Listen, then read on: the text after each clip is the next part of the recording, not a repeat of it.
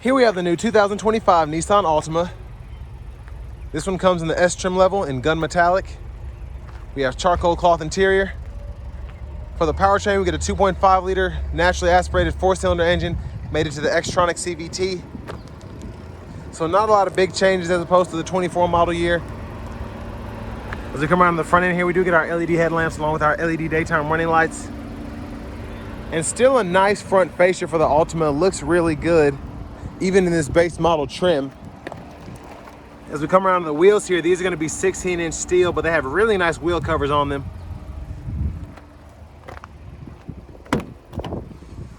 Over here to the door panel for the driver's side. Power mirrors, power door locks, rear window lock, and then we do have one touch up and down for the driver's side window. Just regular power windows on the other 3 doors. Bottle holder there. Decent amount of storage. Blind spot monitor, trunk release, gas cap release, hood release, and then we do get a foot pedal parking brake there. Manual tilt, telescoping steering wheel. And then here's our driver's seat. This is gonna be 6-way manual. I apologize for the wind in advance, but a big thanks to John Roberts Nissan here in Manchester, Tennessee for allowing me to review this Altima today. I'll leave a link below in the description. But if you're looking to find the best price on one of these closer to home, just click on that second link down below. It takes a minute to fill out your information. I'll make sure the local dealers are fighting to get you the best price on this or whatever new vehicle you might be interested in. Over here, not much going on in terms of charging for the back, with this one being the S, but there's the look at the front. Now with this seat up front adjusted for someone of my size being 6'3" with longer legs, I can actually sit behind myself pretty nicely. Kneecaps are just barely brushing the back of the seat, but not uncomfortable at all. Now the middle seat does fold down. You get bottle holders here. And this window sticker got a little sun damage on it, I'm assuming, but stickers for $28,750, and there are the fuel economy numbers there. Let's go ahead and make our way towards the back. Before I forget, child locks, lock and unlock there. There's the gas cap there. This will take regular just fine.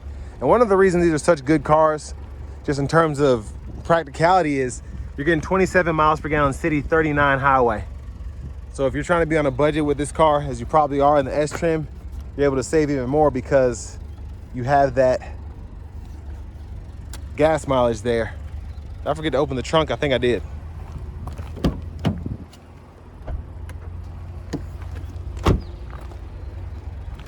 And I even like the badging here. That looks really premium. And there's a trunk space there. Decent amount, in my opinion. And then under here, there's your jack and whatnot. And there's your spare tire. So for those of you that like having that spare, it's one of the few cars that still has that as opposed to a tire inflator kit. But that's how you release the back seats. You can hang a few bags there. My allergies are already starting to act up even though I took a Claritin. There's just so much pollen out here. So excuse me if I sneeze after a while. There's your exhaust system.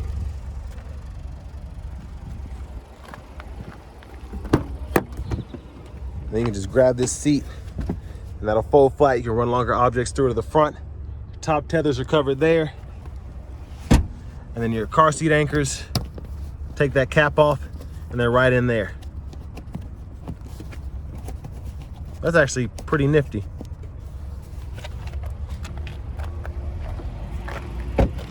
Our front passenger seat here. This is gonna be a manual 4-way, so we just adjust the seat back, forward and back, and the seat bottom forward and back. Glove compartment.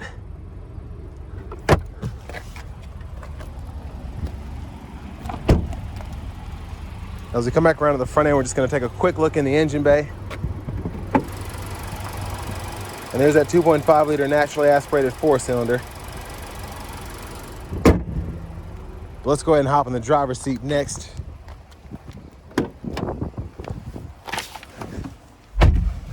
So we have a hard plastic kind of vinyl wrap steering wheel here. There's the horn. Over here to the infotainment system. We do get AM, FM, XM along with Bluetooth. We have USB inputs as well, and then an aux input, which is nice. This is one of the few vehicles I've seen that has an aux still. But we can go through all of our sources here pretty easily. Settings are here, so you can adjust your connections for Wi-Fi, Bluetooth.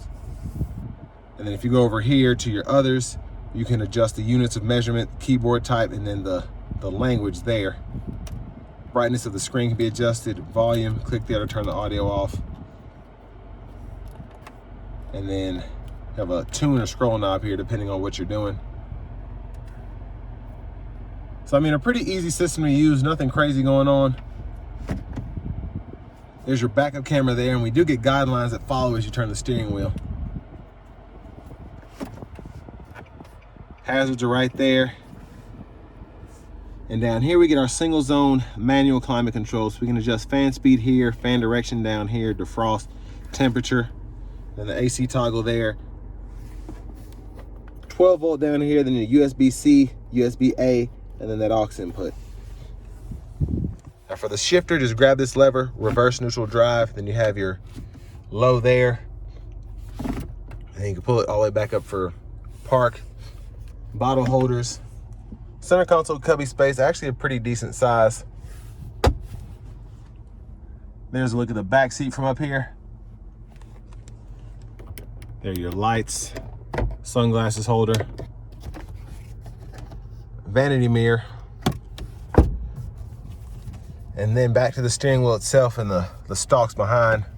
Blinkers are there. High beams, flash.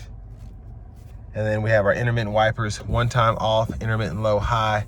We can adjust that intermittent frequency there. And then you can adjust the brightness of the gauge cluster here.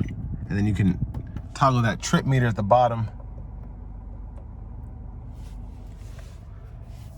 The volume is here.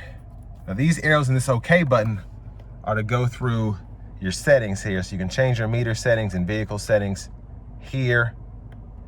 Your tire pressure monitors. You can change all of that. And then your units and whatnot as well. So that's in the settings themselves. And then when I scroll through here, I can see the tire pressure monitors, the driving aids, fuel economy, all of that. Track list, radio station presets can be adjusted there. There's the back button. And then over here, have our cruise control, voice recognition, Bluetooth, and then we can adjust our speed for the cruise there. Only other thing I want to touch on is this driver assistance. You can go in here and you can decide if you want that driver attention to be on or off, as well as the parking aids, so the rear sensors and the cross traffic alert, which I always like to keep those on, but I like that you can adjust the volume and all of that there too. Push button start, key fob with remote start,